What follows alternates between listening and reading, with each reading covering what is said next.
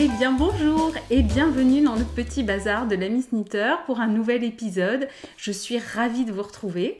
Je ne suis pas, comme vous pouvez le constater, dans mon environnement le plus habituel, mais je suis dans un endroit dans lequel j'ai déjà tourné, parce que je suis en Haute-Savoie. Donc voilà, vous me retrouvez dans un endroit dans lequel j'ai déjà tourné et j'ai toujours beaucoup de plaisir à venir tourner là. Enfin toujours, c'est la deuxième fois. Mais en tous les cas, je suis contente de tourner là parce qu'il y a une belle luminosité et c'est assez agréable. Voilà. Donc je vous remercie infiniment. Déjà, je vous souhaite la bienvenue si vous arrivez. Parce qu'il y a encore des gens qui arrivent sur cette chaîne, à ma grande surprise et pour mon plus grand plaisir. Donc soyez les bienvenus, je suis ravie de vous accueillir ici. Ici, vous arrivez sur un podcast tricot. Parce que je ne me suis pas présentée. Vous êtes dans le petit bazar de l'ami Snitter. L'ami Snitter, c'est moi. Je suis Karine. Je suis tricoteuse, testeuse, beaucoup. Sample knitter aussi, j'en reparlerai tout à l'heure. Et accessoirement professeur de français dans la vraie vie. Voilà. Ce qui fait que ce podcast est un petit peu particulier parce que nous y parlons beaucoup de tricot. Et à la fin, nous y parlons aussi un petit peu de lecture. Et de lecture, je vais vous parler davantage aujourd'hui. Parce que j'ai mis en ligne, en fait, 2 petites capsules. J'étais pas bien sûre de mon coup. J'en ai pas parlé. Alors, ça a été assez épique. Donc, je vous redirai tout à l'heure. Je garde pour la fin. Voilà. Donc, bienvenue si vous êtes nouvellement arrivé. Soyez à nouveau les bienvenus si vous revenez là et que vous êtes fidèles et je vous en remercie infiniment. Vous m'avez encore laissé des commentaires extrêmement chaleureux la dernière fois qui m'ont beaucoup touchée. Alors c'était très drôle parce que j'ai fait consensus apparemment sur la définition du Caston. Pour ceux qui n'ont pas vu le dernier épisode, bah écoutez, je vous invite à aller le voir. Il y avait débat sur l'utilisation de termes anglo-saxons. Et c'est vrai que le tricot, en tous les cas le tricot circulaire tel que moi je l'ai redécouvert depuis, enfin je l'ai découvert le tricot circulaire, mais j'ai redécouvert le tricot en règle générale depuis on va dire 3 ans et demi, il est quand même très empreint de designers anglo-saxons, donc de créateurs et de créatrices anglo-saxons. Et force est de constater que le tricot en anglais, quand on maîtrise l'anglais, même si c'est un faux débat, je rejoins Sophie là-dessus parce que effectivement en fait l'anglais utilisé pour les patrons est surtout un code. Et une fois que vous avez compris que K c'est tricoté à l'endroit et que P c'est tricoté à l'envers, bah, vous n'avez plus qu'à compter le nombre à regarder le numéro qui est à côté de la lettre et vous savez le nombre de mailles que vous devez tricoter à l'envers ou à l'endroit. Bref, il n'y a pas de débat. Mais castonner pour moi c'était beaucoup plus, c'est issu d'un terme anglais qui s'est francisé puisque to cast on ça veut dire monter des mailles, effectivement, mais castonner c'est quand même vachement plus que ça. Et je pensais pas avoir un tel écho parmi vous, mais évidemment, j'ai envie de dire, on sait toutes que c'est pas juste tricoter qui nous plaît, c'est aussi l'enthousiasme de la laine, quelle qu'elle soit, de teinturière ou autre, peu importe. On peut avoir autant de plaisir à fantasmer sur un coloris associé à un projet. Voilà, c'est pas exclusivement les laines de teinturiers et teinturières qui nous provoquent cet effet-là.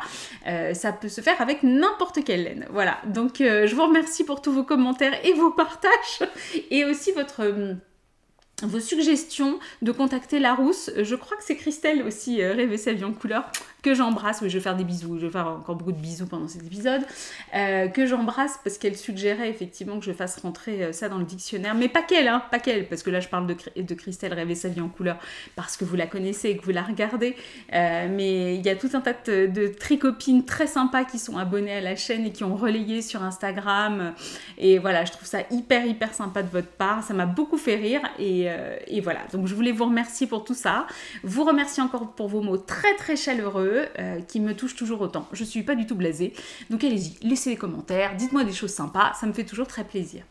J'entends les bruits de la rue. En fait, pour tout vous dire, il est midi et je sors de la douche. Alors, je sors de la douche non pas parce que je me lève à midi, pas du tout. Je dors à peu près 5 heures par nuit, donc ça risque pas de m'arriver. Mais parce qu'en fait, je guette la factrice. Je vous en reparlerai là par rapport aux encours. Et il me manque un écheveau pour terminer un sample que je fais pour Mathilde de Natissé à Chanvre. Et donc j'attends avec impatience les chevaux qui me manquent et à chaque fois que j'entends un klaxon, voilà. Pour tout vous dire, en fait j'ai attendu que mon ado se lève parce qu'elle dort bien, elle n'a pas du tout de problème de sommeil.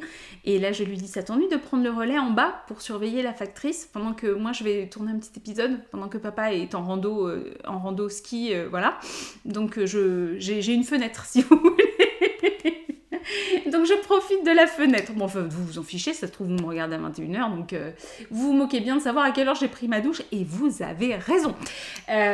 Donc, on commence par ce que je porte. Alors, je porte sur moi un modèle, alors non pas que je viens de finir de tricoter, parce que si, je pourrais vous montrer un châle, mais je vais vous montrer un châle que j'ai fini de tricoter. Mais ça, c'est pas du tout un modèle que je viens de finir de tricoter. Ce top, en fait, s'appelle le Exposure. Je vous montre, j'ai pas de recul, hein. Je suis assise sur le lit pour ne rien vous cacher. Je vous montre quand même. C'est un petit haut de Julie Knits in Paris, si vous la connaissez. Elle fait des choses assez originales. Et alors ce modèle paraît assez simple. C'est un modèle qu'elle avait sorti pour une action en faveur de la lutte contre le cancer du sein. Et je crois que les gains du patron, enfin ce qu'elle avait obtenu comme gain pour la vente du patron, ont été reversés à un organisme. Alors je crois que c'était une fondation anglaise, si je dis pas de bêtises. Je me rappelle, il y avait une campagne, enfin bon bref, vous pouvez aller voir, quand vous allez sur Ravelry et quand vous achetez le patron, en fait elle explique. J'avais bien aimé ce top, alors je l'ai tricoté en 2 écheveaux, pour tout vous dire, je pourrais même faire une taille en dessous, je crois que j'avais fait la taille M, parce que là il est assez large, je pourrais l'avoir un peu plus fité, et je le porte toujours avec un top en dessous, parce que, vous voyez les manches, et bah oui forcément, donc sinon on voit soutif et compagnie, et si pas de soutif, et bah on voit compagnie, si vous voyez ce que je veux dire. Donc oui, parce qu'on a le droit de ne pas porter de soutif, on fait ce qu'on veut dans la vie. Donc si vous ne portez pas de soutif, bah faut s'organiser. Voilà, il n'y a pas de souci, mais faut le savoir. Alors l'avantage d'ailleurs, il a une petite imperfection, j'avais pas assez resserré, j'avais loupé je sais plus, la jointure là, du col V. Je suis désolée, je suis pas du tout coiffée. La jointure du col V, là, je l'avais un peu loupée. Et en fait, en le portant, le fil s'étirant, ça fait comme un petit trou. Il faudrait que je reprenne ça proprement. Je porte aussi une griffure de pomme. Pomme qui est mon chat, ou si vous débarquez, vous savez pas qui est Pomme. Mais comme on la trimballe maintenant avec nous, elle a fait 600 bornes sans aucun problème dans la voiture. Et au moment où je l'ai sortie, me demandez pas de quoi elle a eu peur. Il n'y a pas eu de bruit, il n'y a rien eu du tout. Elle s'est accrochée à moi comme un nourrisson sur un nichon plein de lait, je ne sais pas comment vous dire, mais c'est moi qui ai pris. Donc là, ça commence à partir, mais elle m'a lacérée. Bon, c'est pas de sa faute, hein, pauvre bête, elle a eu peur d'un truc, et je sais pas de quoi, donc bon, toujours est-il que elle m'a décorée, je suis tatouée à nouveau. Donc ce top, il est très très sympa parce qu'il se tricote, vous faites de mémoire, hein, parce que je l'ai tricoté il y a genre 2 ans. Vous faites un montage provisoire si je me rappelle bien, et puis vous tricotez d'un côté, tout se fait en un pan. Attendez, comment j'ai fait ça moi?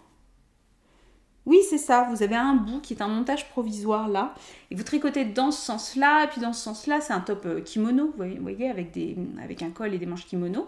Et puis ensuite, une fois que vous avez fait ça, vous reprenez des mailles là, et vous tricotez tout en rond jusqu'ici.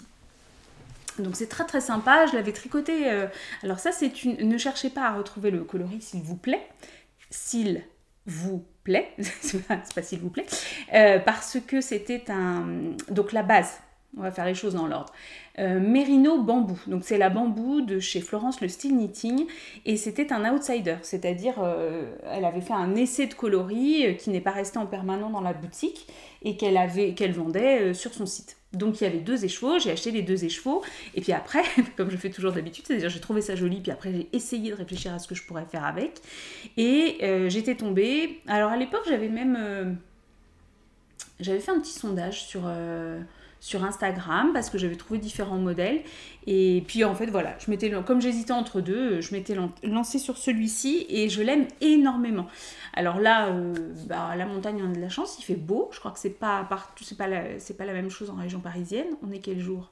On est vendredi 11, 12, 11, ça doit être quelque chose comme ça. Je suis en vacances, j'ai complètement déconnecté. Je suis très peu sur les réseaux, je suis très peu sur YouTube, j'ai regardé quelques podcasts, mais vraiment à la marge. Je lis beaucoup, je tricote beaucoup, on se promène, je fais du yoga. j'avais besoin, fallait que je souffle, voilà, j'avais besoin de me vider la tête, et ben je le fais, et ça me fait beaucoup de bien. Donc là, vous voyez, je reconnecte pour venir vous parler, mais c'est bien, la coupure, elle était nécessaire. De temps en temps, il y a besoin de recharger les batteries pour pouvoir redonner autour de soi. Ben là, j'ai rechargé, voilà, je recharge, et ça me fait beaucoup, beaucoup de bien.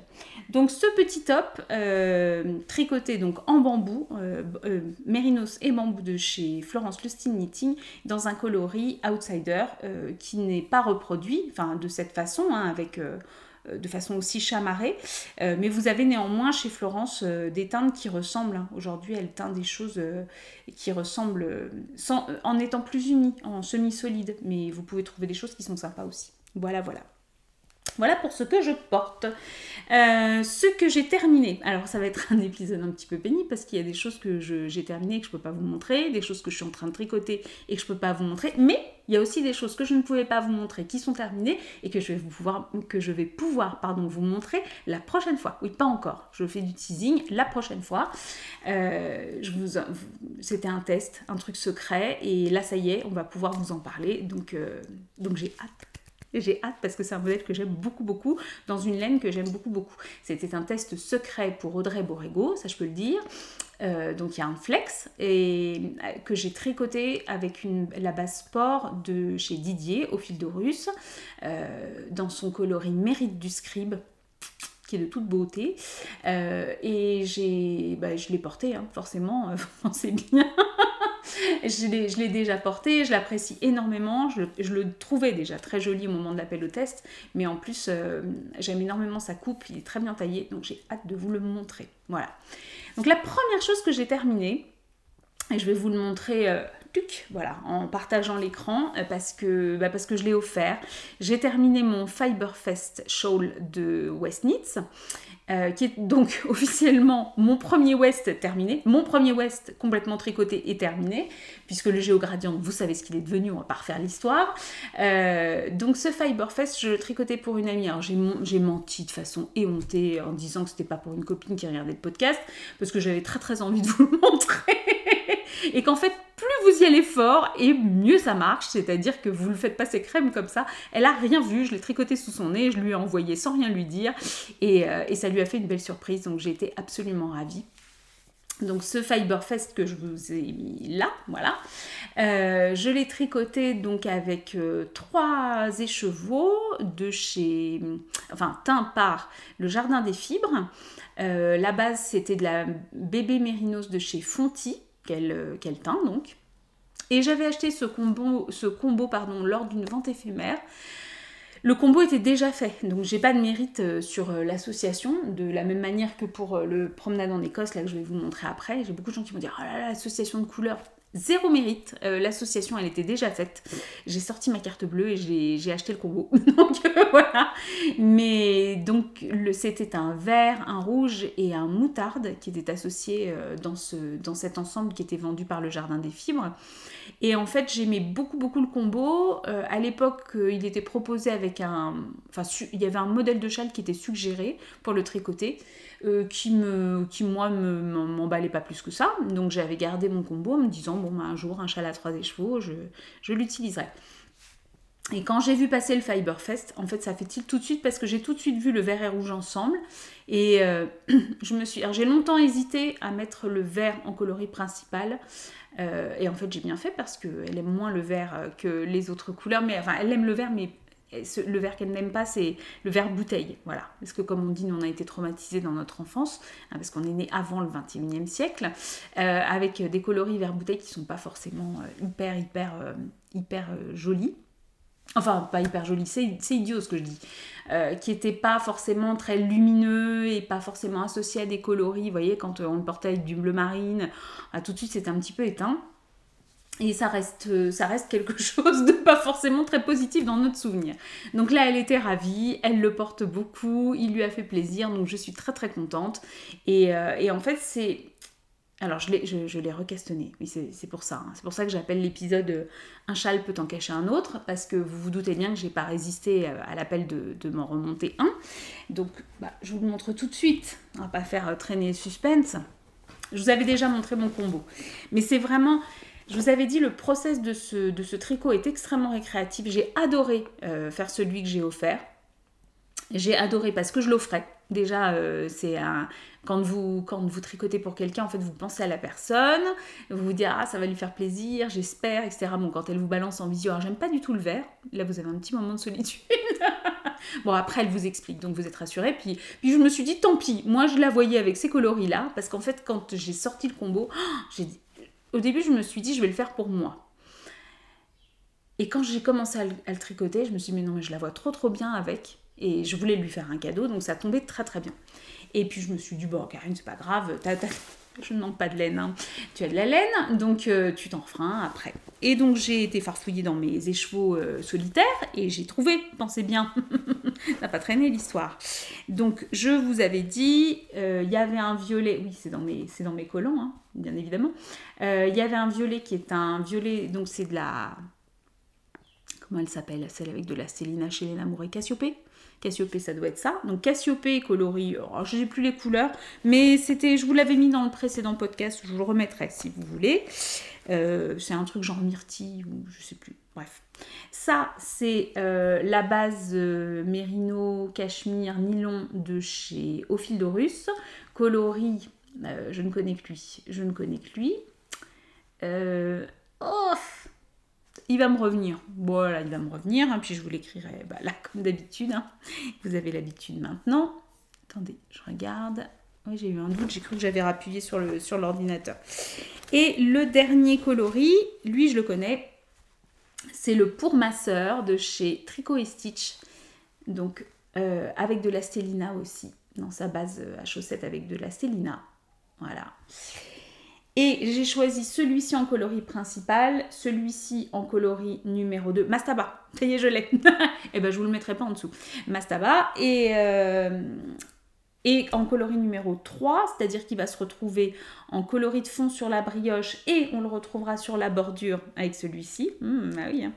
Ça va être très sympa. Donc j'ai juste castonné les 3 couleurs, histoire de voir ce que ça rendait. Je suis pas du tout déçue. Voilà. Tac, je l'adore. Et j'ai autant de plaisir à le faire une seconde fois. Alors vraiment, j'y touche pas, c'est la récompense. C'est-à-dire que j'ai quand même pas mal de choses à faire là à côté. Donc je n'y touche que, vous voyez, par exemple, je dis, bon allez, je me refais un petit coup de Tiny Bubbles, parce que là, il va falloir que j'en refasse un paquet, hein, forcément. Mais franchement, j'ai trop hâte. J'ai trop hâte. Je trouve que le combo, je ne sais pas si vous le voyez bien, ouais, fonctionne super bien. Vous ne me voyez plus, vous me voyez plus. Hop là. Donc voilà, c'est craquage. J'avais dit que je ne le montrais pas, mais en fait, si je l'ai monté. Voilà. Donc celui-ci, hop, je le remets dans le sac, j'y touche pas. Sachant que j'ai bobiné parce que je vais monter un nouveau projet en test pour Mélina. In Panda's World, qui propose un pull méandre que vous avez dû voir passer sur les réseaux. J'ai candidaté et j'ai été retenue pour le test et je suis trop contente parce que je l'avais vu passer et je sais pas, ce modèle il me parle, il y a des modèles comme ça qui vous parlent et celui-ci il me parle particulièrement et j'avais des écheveaux, ouais c'est beau hein, regardez, moi j'adore. Alors je n'utiliserai pas les 4, je pense que 3 me suffiront, il me semble normalement. C'est un tout petit peu moins orangé que ce que vous voyez là. J'avais 4 écheveaux de single de chez Ingrid, une louve dans les bois, coloris Uluru, ça s'écrit Uluru. Et c'est en fait c'est un coloris qu'elle avait sorti sur son calendrier de la vente il y a 2 ans. Donc c'était des mini, je l'avais eu en mini sur sa base chaussette et j'avais adoré. Et je lui avais donc commandé 4 écheveaux en single. Donc Méandre va sauter sur mes aiguilles dans ce coloris-là. Voilà. Je le fais un peu dans le désordre, mais en fait, je le fais dans l'ordre des sacs que j'ouvre. Donc voilà, écoutez, vous l'avez comme ça, c'est pas bien grave non plus. Alors ceux que j'ai finis, mais ça vous l'avez vu si vous me suivez sur Instagram, et c'est pour ça qu'un châle peut en cacher un autre, c'est mon promenade en Écosse. Ah mais en fait, je me suis mis un coup de pied aux fesses. J'ai dit, écoute Karine, ça commence à bien faire. Et puis j'avais un tout petit peu besoin de câble. Ça commence à bien faire. Ce châle, tu l'adores. Et c'est vrai que je l'adore. Ah puis là, vous avez les bonnes couleurs. Je suis trop contente. Parce qu'en fait, il paraît très bleu quand je le prends en photo. il n'est pas bleu. Le bleu est vraiment un bleu vert. Oh, c'est trop beau. C'est trop beau. Je l'adore.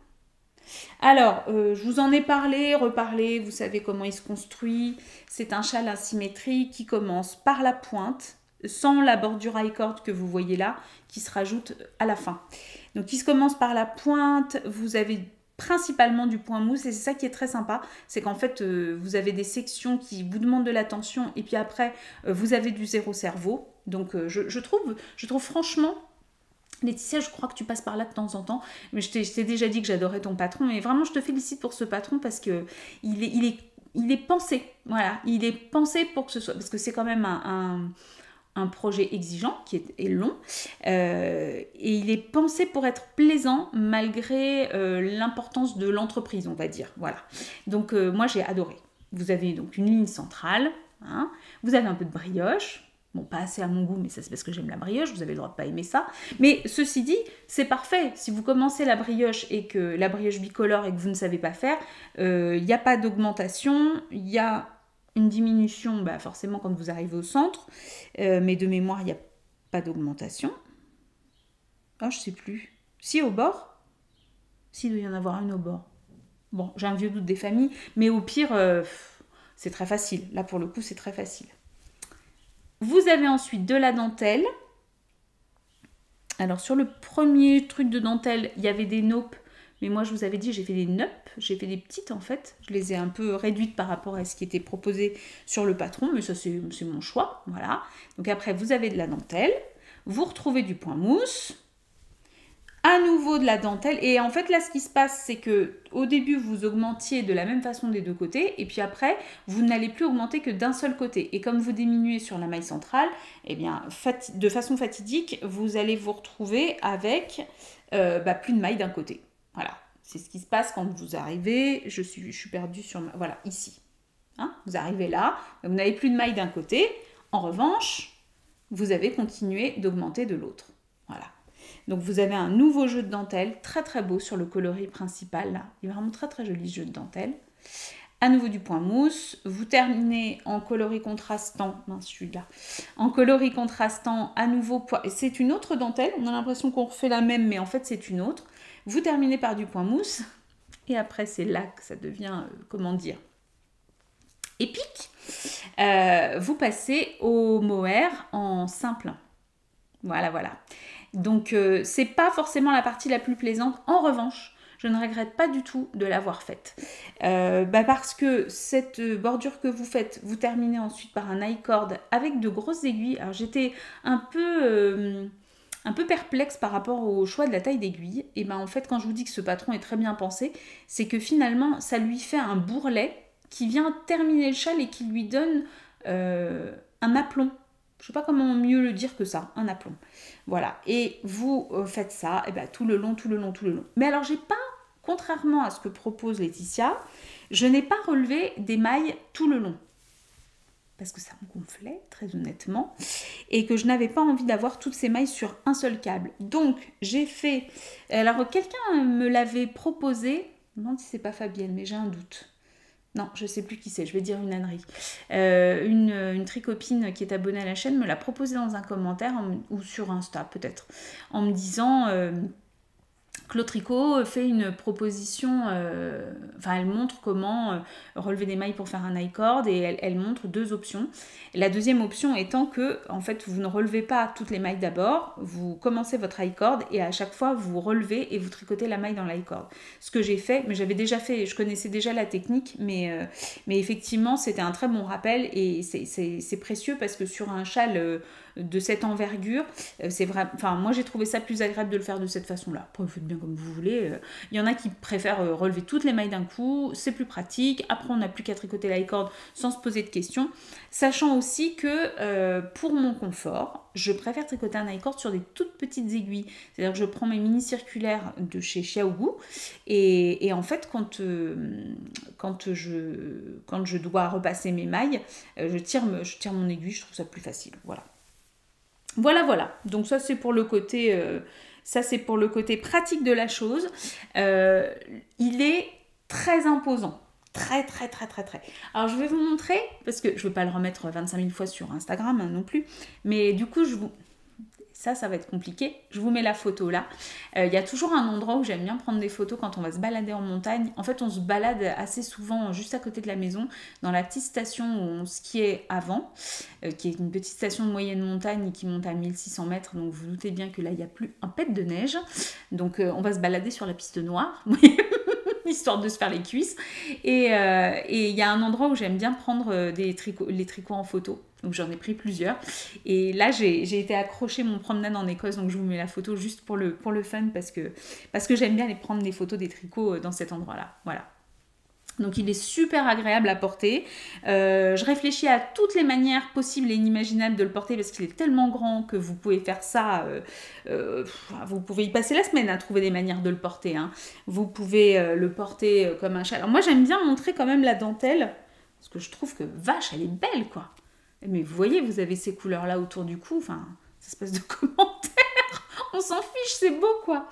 Attendez, parce que là, forcément, voilà. Vous voyez, vous le remettez sur les épaules, et je le trouve vraiment très, très joli. Très, très beau. Voilà, c'est ça, toc. Donc oui, c'est inépuisable en termes de façon de le porter. Vous pouvez le porter, je le porte aussi de façon traditionnelle, comme ça, sur les épaules, juste comme un châle. Vous voyez, pour se tenir chaud, quoi. Et en fait, le coloris, la dentelle, tout ça se suffit à soi-même, tellement c'est joli. Donc je n'y suis pour rien dans le choix des couleurs, parce que j'ai craqué sur le combo qui était proposé par Ludivine de chez Arcoiris Yarn. Donc la seule chose, moi j'ai pris sa Mérinos et soie dans le combo. En fait, elle vous propose plusieurs combos avec différents coloris, et elle vous les propose sur différentes bases. Donc après, vous choisissez ce que vous voulez. Et il n'y avait pas une différence de prix énorme entre la Mérinos toute seule et la Mérinos et soie. Alors après, certes, c'est un budget, c'est un beau cadeau, mais voilà, ce coloris me faisait envie depuis longtemps. Et le coloris, principal, c'est la Librock. Galactic Fox pour le contrastant, et le Mohair et soie et le Galactic Fox, c'est la même teinte que le contrastant, mais sur Mohair et soie, donc vous voyez, il est un tout petit peu plus foncé, et il est vraiment très très beau. Donc je suis très contente de l'avoir fini, de m'être poussé un peu les fesses, et pour pouvoir le porter là pendant les vacances, c'est extrêmement plaisant. Et en plus, c'est le genre de châle et le genre de projet qu'il ne faut pas trop laisser traîner, parce qu'en fait, quand vous mettez beaucoup de temps à le tricoter, et bien en fait, vous le frottez énormément. Moi, je sais que, bah oui, comme il est long, la pointe est très longue, plus vous attendez pour le terminer, et plus, enfin, j'ai eu l'impression, en tous les cas, presque de l'abîmer avant de le porter. Je sais pas comment vous dire. Donc après, voilà, vous le bloquez, on voit plus rien, mais je faisais attention à pas trop le manipuler quand je le tricotais. Voilà. Mais je l'adore. Et en fait, en ce moment, je suis dans une phase de châle aigu. C'est un vrai gros problème. En plus, j'ai une calamity Ravelry qui remplit ma bibliothèque plus vite que son ombre. Donc là, c'est une horreur. Je sais plus où donner de la tête, mais j'ai des envies par-dessus la tête. Donc bon, c'est pas grave, hein. Il y a pire dans la vie. Donc ouais, il va y avoir du châle. Vous allez en voir passer, très certainement. Sachant... Oh, ma mince! Ah bah je vais être obligée de faire une pause. Ah oui, je vais faire une pause tout à l'heure, je vais aller vous le chercher, parce que il y a mon cal tricot kiff qui pousse en ce moment. Je vous avais dit que je tricotais le chèche en bois de Noémie de You Need to Learn, et il avance, c'est vraiment mon tricot kiff, c'est-à-dire qu'une fois que la dentelle est mémorisée, vous le tricotez c'est un zéro cerveau. Donc pour vous dire, hier on se baladait dans Chamonix. Oh, je vous mets des photos. Je vous mets des photos là, parce que c'était trop joli. Avec les tulipes, le soleil, le Mont Blanc, éclatant de blanc derrière. Moi, j'adore aller à Chamonix.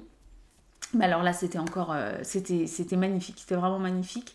Et je me suis baladée dans les rues de Chamonix en tricotant chèche en bois. Tranquille. Alors je vous ai dit, moi je tricote en public, mais sans aucun problème. Les gens me regardent de moins en moins. J'ai l'impression qu'ils doivent s'habituer aux gens un peu et qui font des trucs étranges dans la rue. En tous les cas, tricoter, ça doit être un moindre mal pour eux. Donc voilà, j'ai tricoté ça très tranquillement, et je vais vous le montrer tout à l'heure. Je vais aller le chercher. Sur mes aiguilles en ce moment, eh bien, il y a le sample du Verona Top. Donc je l'ai bien avancé, comme vous pouvez le constater. Je vais vous expliquer ce que c'est qu'un sample, le Verona Top, tout ça, tout ça. Donc je le tricote en pernelle. La pernelle de chez Natissé à Chanvre, c'est de la 100% chanvre. Alors là, maintenant, c'est flagrant. J'avais fait un pré-blocage du dos pour... Excusez-moi, je parle que vous me voyez. J'avais fait un pré-blocage du dos pour valider mon échantillon, pour être bien sûr que j'étais dans les mesures. Et je suis bien dans les mesures. Et je vais vous dire à quel point ça me rassure, parce qu'il m'arrive un truc bizarre. Et vous voyez le reste qui n'est pas bloqué. Vous voyez la différence, c'est incroyable. Le blocage fait tout. Là, le blocage fait tout. Donc les finitions ne sont pas terminées au niveau du col et au niveau des manches, vous en faites pas. Donc c'est un top que je tricote pour Mathilde. Donc c'est le principe du sample, c'est-à-dire qu'elle m'envoie la laine, je tricote le pull que je ne garde pas pour moi, qui va repartir. Celui-ci en plus, je crois, va être exposé. Il va voyager, ce top. Donc je m'applique. Je lui renvoie et en contrepartie, en fait, j'obtiens la même quantité de laine que celle que j'ai tricotée. Voilà. Donc moi, ça m'intéressait pour deux raisons. Déjà parce que j'aimais beaucoup le modèle. J'avais déjà vu le modèle à sa sortie, je l'avais trouvé très joli. Et puis en plus, c'était pour la pernelle et pour la damia, dont je vais vous parler après. C'était deux fibres que je ne connaissais pas et que je n'avais jamais tricotées. Et donc j'ai trouvé ça hyper intéressant de pouvoir m'embarquer dans ce projet et de pouvoir découvrir ces deux fibres. Donc, me voilà partie, tricoter en taille 5. Déjà, ça prend un petit peu plus de temps. Je suis un peu gourdasse, moi j'avais prévu ça dans mon planning en me disant ouais, ben voilà, je vais mettre tant de temps pour le tricoter. Bon, c'est total brioche, mais c'est pas grave, j'adore ça. Et puis en fait, je trouvais ça long, mais en fait, j'avais un petit peu oublié que je tricotais 2 tailles au-dessus de celles que je tricote habituellement, voire 3 pour certains modèles. Donc forcément, ça prend un petit peu plus de temps. Mais surtout, je suis arrivée au bout de ma laine. Et il me reste, je sais plus, une douzaine de rangs de brioche à faire, donc 24 en tout, parce que la brioche c'est 2 fois, plus le petit revers en jersey et terminer les finitions. Alors, c'est infernal parce que du coup j'étais inquiète, j'ai dit à Mathilde, et Mathilde l'a tricoté, elle me dit non, moi le mien je l'ai tricoté en taille 5, je l'ai fait rentrer dans 4 écheveaux. Pollen, donc la créatrice, l'a tricoté en taille 5, l'a fait rentrer dans 5 écheveaux. Je me dis c'est pas possible, j'ai mangé du chanvre pendant la nuit, je m'en suis pas rendu compte. Alors là je peux pas le peser parce que j'ai toujours les aiguilles et le câble dessus. Et comme me peser après, mais enfin je suis pas folle, j'y ai passé 4 écheveaux. Et en fait, pour avoir l'échantillon, je vous avais dit, j'avais quand même dû augmenter de 0,25, c'est-à-dire que Pollen, elle le tricote en 3, et moi j'ai tricoté en 3,25. Et visiblement, sur la quantité de brioche, ça joue suffisamment pour que j'ai besoin de davantage de laine. D'où le fait que je guette la factrice. Parce que forcément, Mathilde m'a renvoyé un écheveau pour que je puisse le terminer, parce que je suis vraiment sur la fin. Donc là, il me tarde de pouvoir le terminer. C'est très très beau, et je vais m'en retricoter un donc derrière pour moi. Alors, je vous avais montré en coloris caramel, mais ce coloris potiron, je crois que la prochaine fois que je vois Mathilde sur un salon, je vais lui en acheter parce que je trouve ça magnifique. C'est vraiment très très beau. Bon, ce qui me rassure, c'est que j'ai pris mes mesures. Au demi-centimètre près, je suis pile dans les mesures indiquées pour la taille 5. Donc là, il n'y aura pas de mauvaise surprise.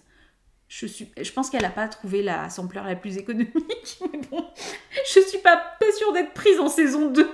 On verra bien. Non mais voilà, en tous les cas, grand plaisir à tricoter ce modèle. Et en attendant, puisque je vous avais dit que Mathilde m'avait contacté pour 2 samples, j'ai commencé le Bachir de Alice Hammer. Alors là, c'est dans la qualité Damia. Alors d'ailleurs, je me suis trompée parce qu'hier, en story, j'avais pris une photo et j'ai dit que je tricotais de la Linéa. Donc, Linae. En plus, je le dis pas bien. Super. Non, c'est la Damia. C'est du coton et lin. Donc, c'est très très doux à tricoter. Extrêmement agréable. Donc, le Bachir, je vous remets une petite photo. Pour celles qui ne connaissent pas. Celles qui connaissent et qui l'ont déjà vu 12 fois, désolé. C'est un bottom-up. C'est-à-dire, il se commence par le bas. Donc, vous faites déjà un certain nombre de côtes. Alors, très sympa parce que vous commencez... moi, je ne suis pas une fan du montage tubulaire et ça tombe bien parce qu'Alice Hammer non plus. En tous les cas, elle propose une alternative que moi, j'aime beaucoup. Vous faites un alternate cable cast-on, c'est-à-dire un montage tricoté alterné. Montage tricoté, vous savez, vous passez votre aiguille, vous faites comme si vous tricotiez la maille, mais vous repassez la maille en la tordant sur votre aiguille. Donc là, elle vous fait faire ça. Pourquoi alterner? Parce que vous le faites une fois dans le sens endroit et une fois dans le sens envers. Donc ça vous crée une maille endroit, une maille envers. Mais comme là, ici, on commence par des côtes de 2, vous l'avez bien vu, vous êtes malin, vous êtes obligé en fait sur le premier tour de tricoter une maille sur 4 en échangeant une maille envers, une maille endroit. Et vous vous retrouvez avec une alternance de 2, tout simplement. Donc c'est très très facile. Et puis après, après c'est parti, vous avez un jeu de dentelle tout simple, avec des jetés, une diminution centrale qui est en train de se mettre en place là. Alors là, vraiment, je vous le montre. Vous allez me dire, Karine, c'est ridicule de nous montrer ça, tu nous montres des côtes, j'entends bien, mais au moins vous verrez la progression. Donc voilà, en attendant mon écheveau, j'ai attaqué le deuxième sample. Bon, évidemment, il n'y a pas que ça, vous vous doutez bien. Je tricote un test, mais je vous en avais parlé pour Atelier Émilie, mais c'est un pull qui va sortir au mois d'octobre, donc je ne vous le montre pas tout de suite, je garde le suspense pour plus tard, voilà, c'est mieux comme ça, c'est préférable. Donc je vous le montrerai, je vous en parlerai, je vous le montrerai fini, mais il va bientôt être terminé puisque là je suis en train de... Je finis le corps là, je termine le corps et puis après les manches ça va vite et c'est du tout simple. Donc voilà, je termine ça, comme ça au moins le test est validé, il doit être validé là pour la fin du mois d'avril, donc comme ça le test sera validé. Et puis après j'ai du temps encore pour le bachir, mais le bachir il est... je vais aller plus vite, je peux le tricoter en continental, il n'y a pas de souci. Là, la brioche, je vous avais dit, la brioche avec le chanvre c'est plus raide quand même. Alors même si, vous voyez la fluidité, c'est extrême. Et je pense qu'à porter, ça doit être un bonheur. Vraiment, enfin, je vais le tester, puisque je vais le tricoter pour moi. Mais oui, le bachir se tricote beaucoup plus vite. Déjà, la dentelle, elle se retient toute seule. Et puis surtout, oui, le fil est beaucoup plus souple. Donc, le tricot est plus fluide. Voilà. Donc, j'ai pas d'inquiétude par rapport à ça. Voilà. Donc, celui d'Atelier Émilie, je vous le montrerai plus tard. Je vous montrerai aussi la prochaine fois parce que j'aurai castonné le pull méandre pour Mélina. Et puis... mais bien sûr. En projet fini pas fini, parce que c'est des chaussettes, donc il faut en faire 2, voilà. Je vous avais parlé, alors stop, le patron n'est pas encore disponible. 2 secondes. Julia arrive, voilà. Et puis surtout, il fallait que le test soit fini, il y avait des copines qui n'avaient pas encore terminé, ce qui est tout à fait normal. Donc, je vous montre les chaussettes sous l'océan. Mais elles sont pas mignonnes, sérieusement, je les adore. Voilà. Alors la dernière fois, je vous avais montré, j'avais fait les petits poissons rouges. Et j'ai pas encore fait le duplicate stitch pour faire les petits yeux. Donc elles sont pas tout à fait finies. Les crabes doivent avoir 2 petits yeux noirs. Le petit poisson voile aussi. Les méduses, non, elles n'ont pas de yeux. La petite baleine a un œil et le petit poisson rouge a un œil. Et on termine par des algues. Alors vous verrez, vous le voyez tout de suite. En fait, comme j'ai été en mini circulaire pour le jacquard, je n'ai pas pu essayer. La chaussette se tricote de la tige vers la pointe. Et donc, j'ai pas pu, avec les mini circulaires, essayer ma chaussette sur mon pied, de peur de perdre mes mailles, etc. Donc, je n'ai fait que mesurer avec la règle. Et en mesurant avec la règle, je me dis, tiens, c'est bizarre, j'arrive pas à mon pied. Tiens, c'est bizarre, j'arrive pas à mon pied. J'ai fait trop long. Donc, je pense que je vais détricoter la pointe et enlever, je pense qu'il y a 6 rangs de trop. Voilà. Donc, les raccourcir un tout petit peu. Mais alors, sinon, elles sont magnifiques. Alors, entre-temps, entre la V1 et la V2, parce que Julia a des plus petits pieds que moi. Julia fait du 37, moi je suis du 39. Certaines copines la faisaient jusque du 41, je crois, sur le test. Émilie, si je dis pas de bêtises. Je balance les pointures des copines, c'est comme ça. Et en fait, donc elle a rajouté une étoile de mer. Étoile de mer que vous allez voir, parce que je l'ai faite sur la chaussette numéro 2. Mais moi, j'ai fait le choix... j'ai fait le choix. J'avais commencé à tricoter déjà. Et puis surtout, je trouvais assez sympa. Je trouvais qu'il y avait déjà pas mal de motifs. Et donc, j'ai commencé les algues. J'ai laissé du fond marin. Et enfin, dans tous les cas, de l'océan. Et j'ai attaqué le fond marin avec les algues après. Voilà.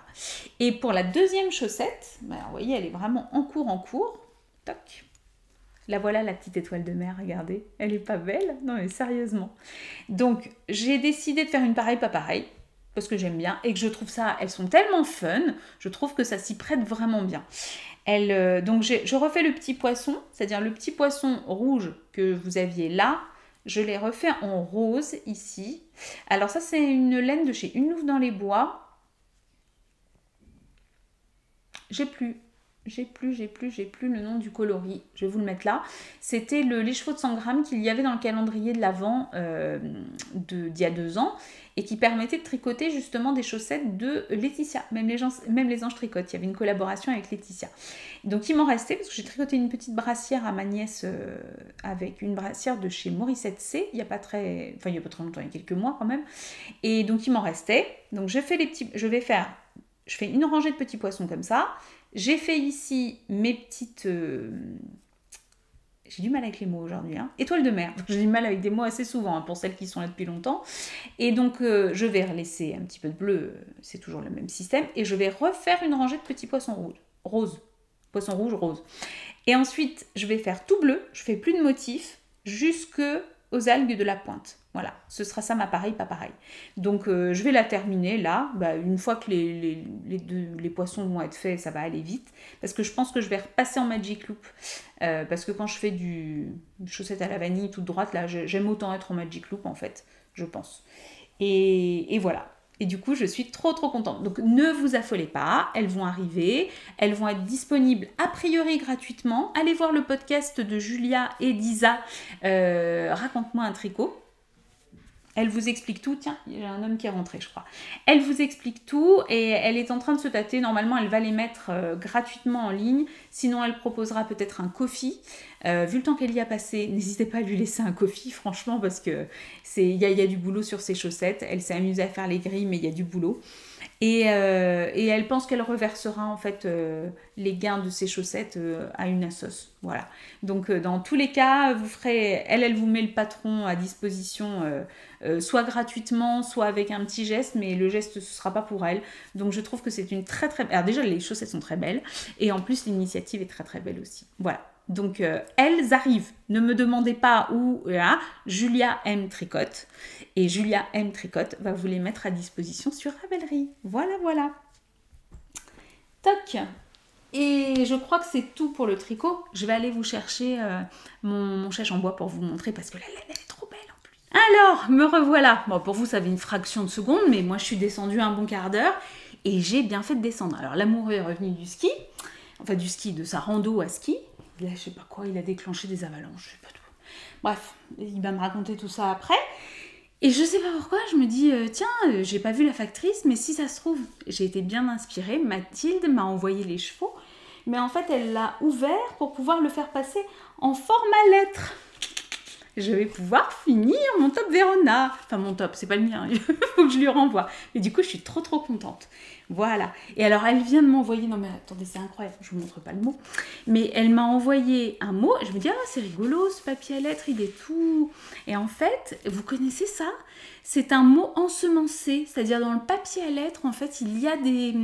Dans le papier, il y a des graines. Et vous mettez le papier, en fait, dans la terre... Et ça va germer. Je trouve ça génial. Ah, écoute Mathilde, je ne sais pas si tu passes par là. Mais enfin, je vais t'envoyer un petit message là maintenant tout de suite, une fois que j'aurai fini d'enregistrer. Mais je trouve ça fabuleux. J'ai jamais reçu de mots comme ça, c'est la première fois, je trouve ça génial. Donc voilà, hop, ça c'est fait. Du coup, je suis allée vous chercher mon chèche en bois. Je tricote ce chèche en bois. Pour la petite histoire... avec ma fille Valentine. Alors Valentine, vous l'avez vu. Et ben, vous l'avez vu ce matin sur Instagram, puisqu'aujourd'hui, c'est le jour de sortie du pull Victor. Alors que je ne vous montre pas, parce que je l'ai tricoté en taille 1 pour ma fille Valentine, qui quand elle a vu le modèle m'a dit « Ah, j'adore !» et que je ne rentre pas dans une taille 1, vous vous doutez bien. Donc elle l'a porté, on a pris des photos tant qu'elle le portait, et ce sont les photos que j'ai publiées aujourd'hui sur Instagram. Donc du coup, vous l'avez vu, et j'en viens à ça, ma fille tricote. Ma fille Valentine s'est mise au tricot. Elle s'est mise au tricot et elle est très perfectionniste, Valentine, donc dans tout ce qu'elle entreprend, elle fait les choses de manière très appliquée. Et elle s'est fait déjà 2 ou 3 modèles très beaux, une veste noire. On voit la veste noire sur une des photos, 2 des photos que j'ai mises sur Instagram ce matin. Donc elle s'est fait une veste noire avec des torsades, hein. Vous voyez, premier projet très facile. Elle s'est fait un petit top, je sais jamais comment il s'appelle, c'est une camisole, Pima camisole, non, Pina, comment elle s'appelle? Pina camisole, je crois, j'ai un doute. qu'elle a fait pour elle, et elle en a retricoté un pour offrir à une de ses amies pour son anniversaire, absolument superbe. Et voilà, et donc parlant de ça, avec Sophie, au fil de la ruche, à qui j'envoie d'énormes gros bisous, et à qui je souhaite de bonnes vacances, qu'elle en profite pleinement. D'ailleurs, elle ne me regardera peut-être pas pendant ses vacances, puisque si elle déconnecte elle aussi, et elle fait bien, elle ne me verra peut-être pas tout de suite. Voilà. Donc, en discutant avec Sophie, un jour en visio, je lui explique que ma fille Valentine s'est mise au tricot également, et elle me dit « Ah, bah quand je t'enverrai mon Aurora Cabine... » Ah oui, parce que, ça y est, le câble est sur le Aurora Cabine. C'est ça, mon châle d'après aussi, c'est ça que j'ai oublié de vous dire. Elle me dit ah bah, si ta fille tricote, je vais lui envoyer un écheveau. Et en fait, dans sa grande générosité, Sophie, elle nous avait envoyé 2 écheveaux avec le Aurora Cabine, 2 écheveaux qu'elle avait teints. Et j'ai dit à Valentine, mais écoute, Sophie m'a dit qu'il y en avait un pour toi, ma chérie, et tu choisis un écheveau, et puis on va essayer de se trouver un petit projet. Parce qu'elle me dit, oui, mais je tricote quoi, moi, avec un écheveau? Alors, je lui dis, bah écoute, on va se trouver un petit projet de foulard à faire ensemble, ou un truc comme ça. Et je lui dis, je sais ce qu'on va faire un chèche en bois.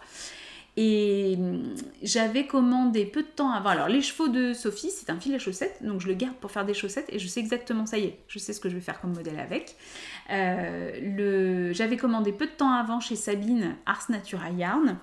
Je lui avais commandé parce que j'adore la single, je suis une fan de single. C'est vraiment, je peux pas vous expliquer, c'est une base que j'adore. Je lui avais commandé sur sa base single le coloris Caracolage. Alors là, ça vous dit pas grand-chose. Cette superbe chaussette à cake a été réalisée par mon amie Amandine Tricot, dont je m'a déjà fait mon sac à projet, vous savez que j'adore, dont je vous ai parlé la dernière fois. Eh bien, mon Amandine, je t'embrasse très très fort. Et tu vois, tes cakes ne m'abandonnent pas malgré mes bas filets. Ils sont toujours là parce qu'ils sont magnifiques. Là, ça vous dit rien, Caracolage, hein, sur la base single. Regardez le chèche en bois sur Caracolage. Non mais regardez-moi cette merveille. J'adore. Donc le chèche en bois, il se caractérise... Oui, je suis au milieu d'un rang, je suis désolée. Il se caractérise de la façon suivante. Vous avez, donc vous remarquerez que vous avez un marqueur. Oh oui, regardez. Là, voilà. Et ma fille Salomé me dit hier, oh maman, c'est trop beau, tu as un marqueur qui est assorti à ta laine. Eh bien oui, parce qu'en fait le marqueur, il m'a été offert par Sabine. Quand vous lui achetez les chevaux, elle m'a mis un petit marqueur assorti en fait à la couleur de l'écheveau que j'avais acheté. C'est pas craquant ça? C'est craquant. Donc vous avez un marqueur sur cette partie-là, donc qui est la première, j'appelle ça la partie A si vous voulez. Vous avez un petit motif de dentelle super facile pour pérer vite, hein, que vous faites donc au début de la dentelle qui vous permet d'augmenter. Ce même motif est fait en miroir juste avant le marqueur. Vous voyez, le marqueur est là. Attendez, je remets ma tortue. Mon marqueur est ici. Et donc, là, voilà, vous avez ce même motif. Et la partie B, c'est que de la dentelle, avec un jeu d'augmentation que vous faites de façon régulière tous les X rangs. Mais la dentelle est toujours la même. Vous avez toujours le même jeu de répétition, de mailles ensemble et de mailles et de jetés. Voilà, je vous en dis pas plus, hein, ça reste un patron payant. Mais une fois que vous avez compris ça, c'est super simple. Vous n'avez pas besoin de regarder votre patron, en fait, ça se tricote tout seul. Donc ça, c'est mon tricot kiff. Ça, c'est mon vrai tricot. Parce que c'est doux, mais j'ose même pas imaginer quand je vais l'avoir autour du cou. Alors, ma fille Salomé m'a déjà dit, bon, ça, maman, tu le portes sur du blanc pour bien faire ressortir la couleur. Donc, j'ai des consignes très, très strictes. Hein. Mais regardez la multitude de couleurs que vous avez là-dedans. Oh, à chaque maille, en fait, il y a une couleur différente. Et vous passez du rose très, très pâle au brun terre. C'est splendide. En passant par du orange, du ocre, du jaune. J'adore. Caracolage, sublime. Voilà. Donc mon petit chèche en bois, il continue. Je vous montrerai régulièrement. J'aimerais bien vous montrer l'avancée de celui de Valentine aussi qu'elle fait avec la laine de Sophie, qui est juste sublime. Voilà. Donc en châle, j'ai aussi mis le Aurora Cabine de Sophie sur un câble.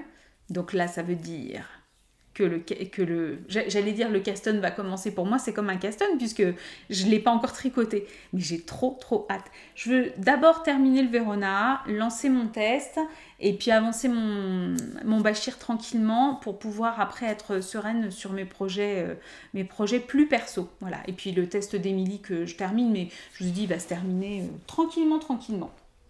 Voilà. Donc hier, j'étais en balade à Chamonix, comme je vous l'ai dit. Et quand je vais en balade à Chamonix, je vais voir Christine, qui est la mercière de Au fil des montagnes. Alors, vous la connaissez, Christine, donc, enfin, vous connaissez l'enseigne Au fil des montagnes parce que notamment Emma de la chaîne Tricolibri, je ne sais pas si elle passe encore par là, mais je l'embrasse si c'est le cas. Elle a beaucoup parlé de Christine Au fil des montagnes, et notamment parce qu'elle tricote avec ses aiguilles Sinite qu'elle achète en ligne directement. Et elle est passée la voir il y a peu de temps. Je suis désolée, j'ai un chat dans la gorge. Et il se trouve que ces aiguilles Sinite... Alors moi, j'ai déjà un jeu d'aiguilles, je suis pas mal en Chiaogu, en Knit Pro, voilà. Mais quand ma Valentine s'est mise au tricot, l'été dernier, il fallait lui faire un cadeau. Non, c'était son anniversaire, donc j'étais contente de lui faire un cadeau. Je me suis dit, tiens, je vais lui offrir de belles aiguilles. Et comme elle avait l'air bien partie, je voulais lui faire un joli cadeau. Et donc, je suis partie sur une pochette Sinite. Et après, elle va compléter, voilà, j'ai pas pris toutes les tailles d'aiguilles, hein, parce que c'est quand même un budget, mais après, elle va compléter elle-même. Je vous prie de m'excuser. Donc, je suis passée chez Christine, je lui ai acheté les aiguilles, je sais plus pourquoi je vous racontais ça. Et bien parce que j'y passe à chaque fois régulièrement et puis à chaque fois j'ai plaisir à échanger avec Christine et à découvrir sa boutique, enfin ce qu'elle a dans la boutique. Sachant que sa boutique c'était une petite mercerie mais qui est sur la place de Chamonix là. Elle a revendu son local et elle s'est vraiment gardée mais une toute petite pièce qui est sur le côté de là où elle était avant. Et moi, la dernière fois que j'y suis allée, je dis non mais Christine, tu feras pas rentrer tout. Là, non, je laisse tomber les tissus. Enfin, grosso modo, la mercerie, tout ce qu'elle avait en mercerie. Elle me dit, je garde vraiment le côté laine. Et puis aussi parce qu'elle a un bon contact avec ses clientes tricoteuses, etc. Et puis elle garde tout ce rapport au fil. Et c'est une toute petite pièce maintenant en longueur. Vous verriez, c'est un vrai Tetris. Elle a réussi à tout faire rentrer dedans. Et j'y ai fait 2 belles découvertes.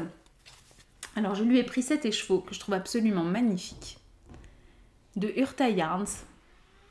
Alors, je connaissais de nom, mais je n'avais jamais acheté. Donc, c'est de la Light Worsted Extra Merino Superwash. Et vous savez, c'est de la laine doublement retordue, là, en spirale, un peu comme la Spin Cycle. Donc, je vais garder ça. C'est coûteux, hein. C'est coûteux parce que là, il y a 50 grammes. Mais je vais garder ça pour un yoke, pour un jacquard dans un yoke, je pense. Voilà. Et en fait, j'ai craqué sur la couleur. Je me voyais pas en prendre beaucoup plus. Enfin, il n'aurait pas été raisonnable. Non, c'est pas le prix que vous voyez derrière. C'est le numéro du lot. C'est pas le prix du tout. Non, c'est quand je dis c'est coûteux, mais c'est comme la Spin Cycle. C'est-à-dire qu'un écheveau de 50 grammes, c'est le prix d'un écheveau de 100 grammes en fait. Donc voilà, avec parcimonie et à bon escient, nos 2 meilleurs amis pour les tricoteuses fans de belle laine. Voilà. Donc ça m'a beaucoup plu. Et j'ai découvert, alors je n'en ai qu'un malheureusement, parce que l'autre, il est sur le... Est-ce que je peux vous le montrer comme ça ? Si j'arrive, voilà. Regardez ça si c'est joli. Alors ça c'est un marqueur, vous voyez, ouais, ça c'est un marqueur qui a été réalisé par Cécile Ballory, il ne faut pas que je me trompe, Ballory, qui est potière et guide de haute montagne, c'est pas banal, du côté de Sevreuse, donc à côté de Chamonix, en fait, en Haute-Savoie, là, dans la vallée de Chamonix. Et elle fait ça, alors à ce que m'a raconté Je suis désolée, j'ai pas ton prénom. Donc si tu passes par là, tu m'excuses. Je crois que c'est Julie, mais je suis pas certaine. Qui travaille avec Christine chez Au fil des montagnes. Cécile, elle fabrique ces petits marqueurs, là, avec du sable de larve et elle fait ça, enfin ce sont des matériaux du coin et elle fait ça à la main, elle monte tout à la main, c'est émaillé par elle-même et puis c'est monté comme ça, vous voyez ça n'accroche pas puisque le petit fil est serti en fait dans les perles comme ça, il est pincé et j'en ai pris un autre qui est bleu, j'ai mis une story sur Instagram si jamais vous êtes sur Insta et que vous voulez aller voir. Christine m'en a gentiment offert un et moi j'ai acheté l'autre. Enfin, j'avais acheté l'autre et puis elle m'en a offert un. Enfin, vous le mettez dans l'ordre que vous voulez. Et j'ai vraiment fondu. Ils sont très très beaux. Alors, ne les cherchez pas encore sur le site de Christine. Je ne sais pas si elle les a pas encore référencés ou pas référencés du tout. Mais je ne les ai pas trouvés, effectivement. Et ma copine Florence, qui les a trouvés très beaux aussi, a voulu aller regarder sur le site pour voir si elle les trouvait. Et ils n'y sont pas. Soit ils n'y sont pas du tout, soit ils n'y sont pas encore. J'ai pas de réponse à vous donner parce que c'était hier, donc voilà. Mais ils sont magnifiques. Cécile Ballory, qui est donc guide de haute montagne et potière. Voilà. Et ben, elle passera pas par là, mais je la félicite pour son travail qui est absolument magnifique.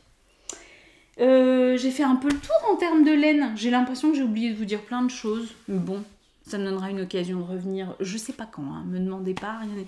Oh là là, vous m'avez beaucoup touchée parce que j'ai eu 2 petits mots sur Instagram me disant bah alors, t'as beaucoup de copies, tu reviens pas faire un podcast cette semaine Alors, j'arrive pas à faire des podcasts toutes les semaines.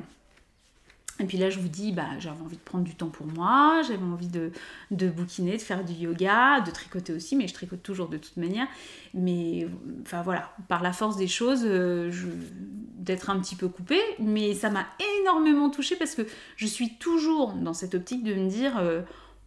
ça n'intéresse que moi finalement de venir parler de mes tricots, je vois pas, enfin franchement, c'est pas une posture de fausse modestie hein, du tout, c'est vraiment des questions que je me pose très profondément quoi. J'ai pas un ego surdimensionné, je me dis bon, je sais pas.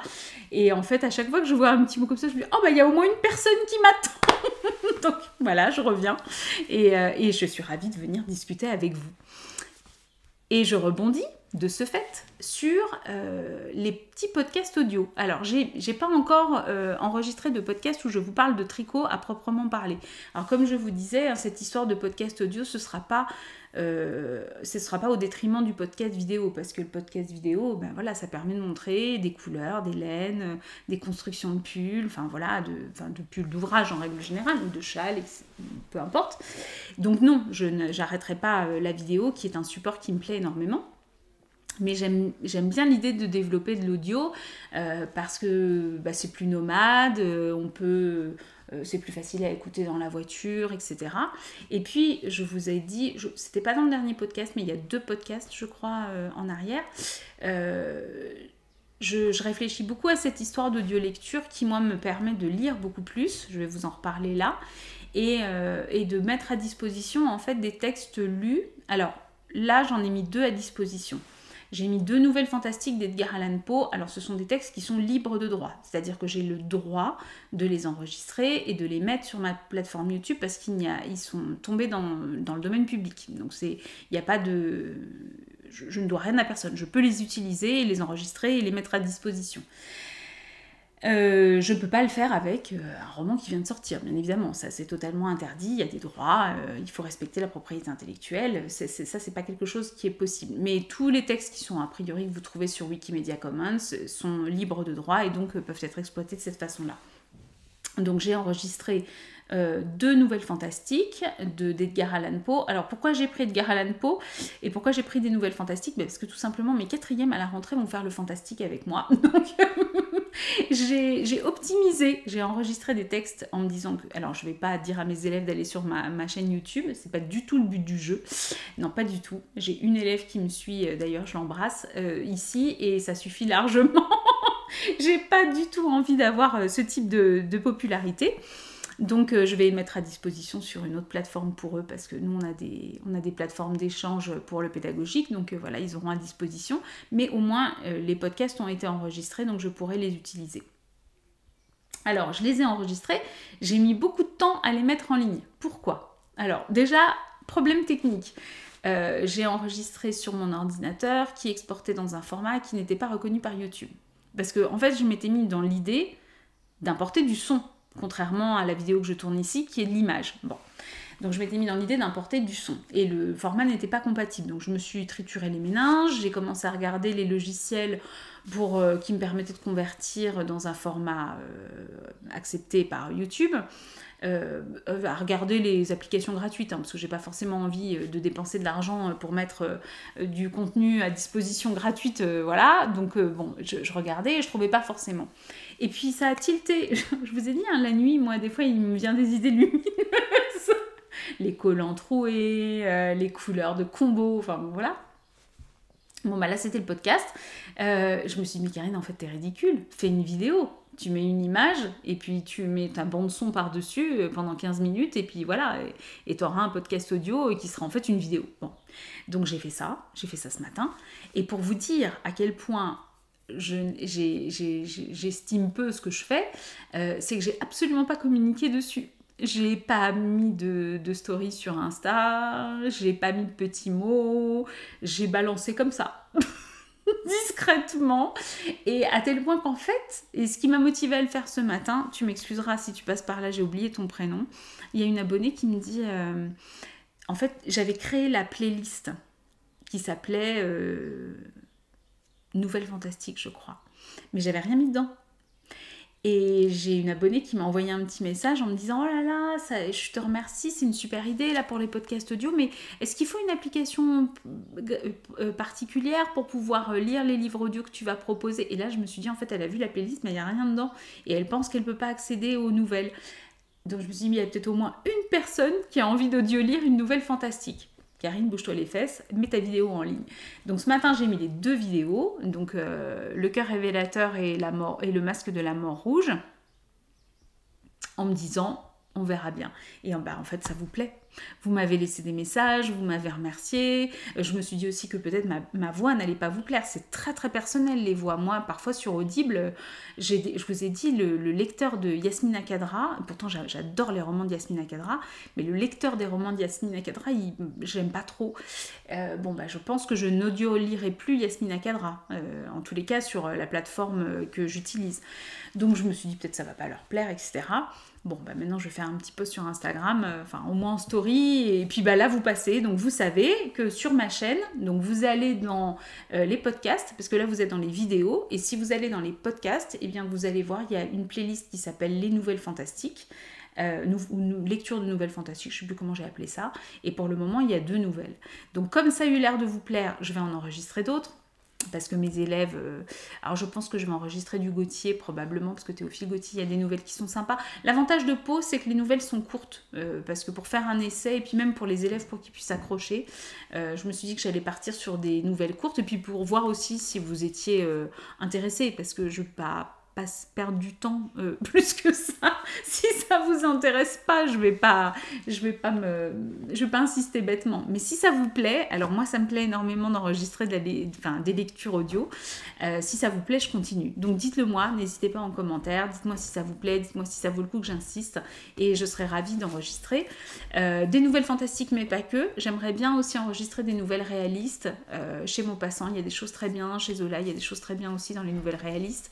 Sachant que les nouvelles fantastiques, le fantastique c'est un genre littéraire à part entière qui a cette particularité qu'il faut maintenir le lecteur dans une hésitation permanente entre l'explication rationnelle et l'explication surnaturelle.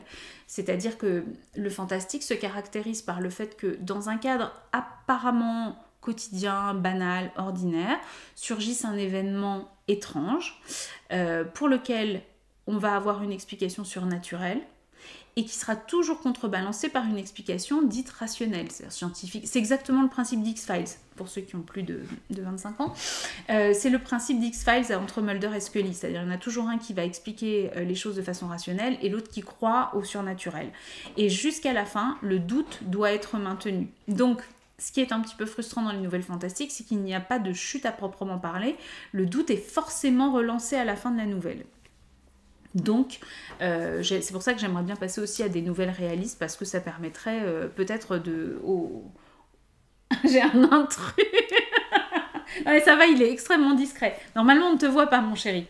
Tant que tu ne... Voilà. Je veux mon pantalon. Tu veux ton pantalon? Oui. Je vous explique, parce qu'en fait, l'ordinateur est posé sur toutes ses affaires. Alors, ne bougez pas, je vais lui donner son pantalon. Ouais, voilà, je vous retrouve. Bon, bah, désolée si le cadrage a un tout petit peu bougé. Enfin, surtout en hauteur, hein, puisqu'il est venu chercher son pantalon. Puisqu'en fait l'ordinateur est installé sur un savant empilage de jeans, de sweats et de pulls. Voilà, donc de bonne guerre, il va prendre sa douche et il récupère un pantalon. Donc je pouvais difficilement lui refuser ça. Mais de toute façon, je vous parle de lecture et puis après j'ai bientôt fini. Donc n'hésitez pas à me dire oui sous la vidéo si vous êtes partant pour les nouvelles. En tous les cas, moi je suis partante pour les enregistrer. Donc si vous avez envie de lecture audio et de partager un peu, forcément je suis partie sur des choses que j'aimais bien. C'est avec plaisir que je partagerai avec vous sur la chaîne les lectures audio. Voilà. Donc à vos commentaires pour me dire. Côté lecture, justement, parce que j'ai pas mal lu, je viens de terminer en audio lecture Un animal sauvage de Joël Dicker. Alors je suis très contente de vous en parler parce que c'est Corinne de La Provinciale, à qui j'envoie de très très gros bisous, qui en a parlé il n'y a pas très longtemps parce qu'elle est comme moi, elle aime bien Joël Dicker. Moi j'ai adoré l'affaire Harry Kéber, j'ai adoré le livre des Baltimore. Alaska Sanders aussi, j'oublie Stéphanie, mince, je l'ai oublié, il m'en manque un, bon mais enfin bref, peu importe. C'est un auteur que j'aime beaucoup, enfin Harry Kéber ça m'avait transporté vraiment, bon. Donc Un animal sauvage sort, je l'ai pris tout de suite en audio lecture, d'habitude je l'achète mais là il était disponible, je savais pas quoi lire en audio lecture donc je l'ai pris. Et alors je suis hyper déçue. Je suis hyper déçue parce que comment vous dire, je ne reconnais pas la plume de Joël Dicker. Alors certes, il y a une intrigue. Alors pour le coup, je l'ai vu venir. Elle est assez cousue de fil blanc. Là, franchement, l'affaire de la chambre 622, par exemple, là, on vous embarque, il y a des trucs un peu tordus, etc. Mais alors là... J'étais déçue. J'étais déçue parce que l'écriture est très cliché, déjà. Je ne sais pas pourquoi. Il a eu envie de nous mettre du sexy, j'ai eu l'impression, et pourtant j'en ai jamais lu, mais de lire un roman harlequin. Franchement, c'est mal fichu, c'est plein de clichés. Je vous fais le pitch. Il s'agit de deux couples, Sophie et Arpad Brown, qui sont un couple marié, 2 enfants, super beau. Lui, il est banquier, elle est avocate. Ils ont 2 enfants. Ils habitent dans une superbe maison tout en verre, perdus dans la forêt. Ils sont gentils, ils sont intelligents, ils sont pas snobs, enfin, ils sont parfaits. Greg et Karine, eux, habitent, donc ça se passe en Suisse, hein. Greg et Karine habitent autour de Genève. Ils habitent dans un quartier de Genève nettement moins huppé, bien évidemment. Greg est policier, alors on ne le sait pas tout de suite au début, mais en fait il appartient à comment dire, un groupe d'intervention type GIGN, donc il peut pas, il dit à personne qui fait partie de ce groupe d'intervention. Et Karine, sa femme, est vendeuse dans un magasin de prêt-à-porter, si je dis pas de bêtises. C'est pas très intéressant, enfin pas très important dans l'histoire. Ils ont aussi des enfants et ils sont dans un train de vie un peu de routine quotidienne. L'amour s'est un peu usé, voilà, on n'est plus dans le côté très sexy qu'on voit chez les Brown. Alors, sachant que Greg, en fait, va tomber sous le charme de Sophie, qu'il va se mettre à épier complètement. En fait, il profite des promenades du chien pour aller dans la forêt, jusqu'à la lisière de la forêt, épier Sophie et Arpad, jusque dans leurs ébats. Vous voyez, quand je vous dis qu'on est dans du pseudo sexy, érotique, enfin voilà, mais mal fait, enfin pas très, ouais, maintenant, pas bien fait, quoi. Franchement... Et Sophie, enfin, quand je vous dis qu'on est dans le cliché, Greg la trouve terriblement sexy parce que vous comprenez, elle se fait faire des pédicures, elle a les ongles vernis en rouge. Donc ça, c'est être sexy. Et en plus, elle a une panthère tatouée sur la cuisse. Donc ça, c'est être sexy. Donc les filles, écoutez, j'ai un scoop, on va toutes se faire tatouer le zoo de Beauval partout sur le corps, et alors là, on fait tomber Brad Pitt, DiCaprio, enfin, oui, parce que ça c'est ceux de ma génération, mais enfin, pour vous, les jeunes de l'époque, hein, bien sûr. Non, mais enfin, voilà, c'est énorme, quoi, c'est énorme. Donc, voilà. Bon, bah lisez-le, dites-moi ce que vous en pensez. Mais moi, franchement, j'ai été super déçue de ce Dicker et je pense que je me précipiterai pas forcément sur le prochain de la même manière.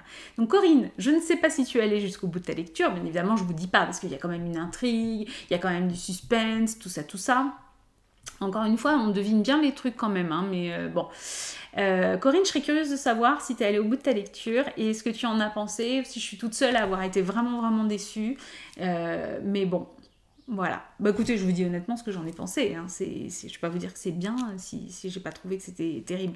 Mais là, c'est pas que l'intrigue, quoi. Vraiment l'écriture. Puis je vous dis les clichés. Alors au début, je me suis dit non, mais c'est du 12e degré, Karine.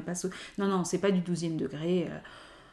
Le coup du vernis rouge, je vous jure, hein, à la fin, sa femme lui dit « Ah, mais regarde quand même, j'ai mis du vernis sur mes pieds. » Elle venait de se faire une pédicure. « T'aimes pas la couleur ?»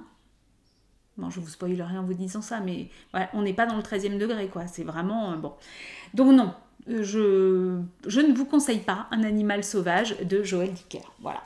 En revanche, je vous conseille. Alors, je suis en train de lire physiquement Un profond sommeil de Tiffany K. Tyson. J'adore. Je suis complètement prise dans l'histoire. Ça se passe à la fin des années 70 aux États-Unis, dans le Mississippi. 3 enfants vont... Alors, on est dans un monde où les superstitions vont bon train. Donc, 3 enfants vont jouer au bord de la carrière. Une carrière qui fascine énormément les gens du coin, qui est considérée comme maudite, où des gens ont perdu la vie, etc. Et donc, trois enfants d'une même fratrie vont jouer donc dans la carrière. Évidemment, c'est totalement interdit. Et la plus jeune des 2 sœurs et du frère, donc Pansy, la petite qui a 6 ans, disparaît. C'est-à-dire l'espace d'une demi-heure ou 1 heure, le temps que les grands aillent se balader et chercher des baies dans la forêt, ils l'ont laissée toute seule, en fait, sans surveillance. Et quand ils reviennent, elle a disparu. Et ils sont déjà, eux, dans une situation un peu particulière parce que le papa est parti de la maison. Alors, il avait tendance à aller venir assez régulièrement, mais là, il est parti de façon assez définitive. Et on va se mettre à chercher cette petite fille. Alors, on est en fait, l'histoire se raconte en contrepoint, puisque d'autres personnages vont intervenir, et notamment la grand-mère paternelle de Pansy, qui va venir aider les enfants et aider la maman à rester seule, toujours dans cette quête de cette petite fille. Et au bout d'un certain temps, va se mettre en place un jeu de contrepoint narratif où on va avoir l'histoire de Clémentine, la grand-mère, en contrepoint de celle des enfants et de la recherche de la petite Pansy. Et au fur et à mesure, c'est un puzzle dont les différents éléments vont venir s'imbriquer les uns les autres. Et l'histoire en fait de chacun se construit à travers l'histoire de la grand-mère. Et je trouve que c'est très fin et très prenant. Et d'autant plus que l'histoire de la grand-mère nous replonge dans les heures plus noires du Mississippi et du racisme notamment. Il y a aussi un portrait très, très intelligent de la condition de la femme qui est dressé à travers le roman. Je vous invite à lire Un profond sommeil de Tiffany K. Tyson parce que ça m'a beaucoup plu. Enfin, ça me plaît beaucoup, j'ai pas terminé. Oh, j'en profite pour vous montrer le somptueux marque-page que mon amie Valérie de Web m'a offert la dernière fois qu'on s'est vu quand on est allé à la fête de Malakoff. Je suis extrêmement gâtée. Voilà. Donc, Valérie, tu vois, il m'accompagne ton marque-page. Donc, j'ai pas tout à fait fini, mais je suis très, très, très absorbée par ce roman. Donc, voilà, ça c'est une bonne lecture. Ça, c'est une bonne lecture. Et parallèlement, j'audio-lis avec des copines. Qu'est-ce que j'ai fait de mon téléphone? C'est moche de vieillir. J'audio-lis. Alors, ça, c'est juste parce que j'ai pas l'auteur en tête. Un roman, pareil, dans lequel je suis totalement absorbée, qui s'appelle Damon Copperhead. On m'appelle Damon Copperhead, pardon, qui a obtenu le prix Pulitzer, de Barbara Kingsolver. Voilà. Alors, Damon Copperhead, c'est vraiment... alors, on est dans les années... Alors, je ne vais pas vous dire d'année parce que je mélange avec l'autre. Mais on est dans les années 80, si je dis pas de bêtises, ou après. Je dis peut-être une ânerie. Ne vous fiez pas à l'époque, qui, somme toute, est pas très très importante. Non, on doit être plus tard que ça. Ah bah j'ai un doute, je vous dirai une ânerie. Donc oubliez l'époque. Dites, on va faire comme si je vous avais rien dit. Damon Copperhead, en fait c'est vraiment un personnage, alors c'est dit partout, je l'invente pas, hein, sur toutes les quatrièmes de couverture, qui fait beaucoup penser au personnage de Charles Dickens. Le petit Damon Copperhead a une naissance douloureuse dans tous les sens du terme, aussi bien physique que psychologique.